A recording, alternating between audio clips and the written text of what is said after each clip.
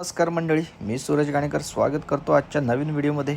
दिवसाची सुरुवात सकाळ सकाळी नाश्ता करून झाली. मग आम्ही थेट निघालो तर रेल्वे स्टेशनला आलं तर बघितलं तर एखाद्या एअरपोर्टपेक्षा पण भारी केलं होतं रत्नागिरी रेल्वे स्टेशन. तिकीट काढलं आणि मग इच्छा होती तिथे AC रूममध्ये बसायची.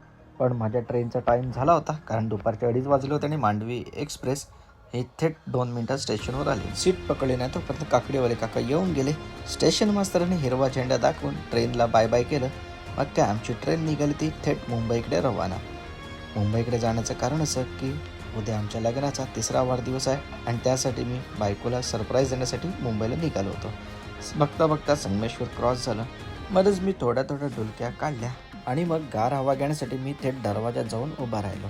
मग काय गार हवा घेता येता आजूबाजूचा निसर्ग बघितला आणि पुन्हा थेट येऊन बसलो होतो माझ्या सीटवर बसताना थोडंफार गप्पा मारला आणि कधी ठाणा स्टेशन आलं समजलंच नाही.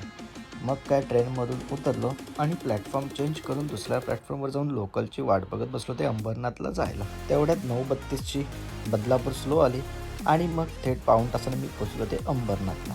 स्टेशनला घ्यायला मला माझा मेवणा म्हणजे चिन्मय आला होता. मग काय आम्ही स्कूटीवरनं घरी जायला निघालो. बिल्डिंगपाशी आलो आणि लिफ्टमध्ये चढलो. लिफ्टमध्ये चढल्यानं घरात गेलो नजारा तो हा बघा काय झाला.